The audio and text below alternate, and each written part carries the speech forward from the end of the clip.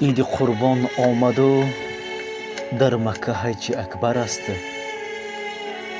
عید قربان آمد و در مکه حج اکبر است.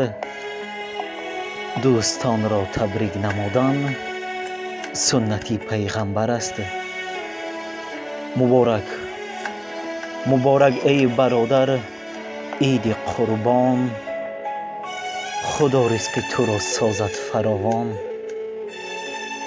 بر پیکر عالم وجود جان آمد، صد شکر خدا که امتحان به پایان آمد.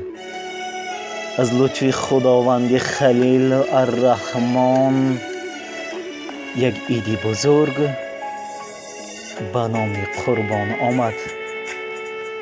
برایتان خوشی های روزگار، دسترخوانی پر از ناز و نعمت و فیض و برکت را تمنا دارم.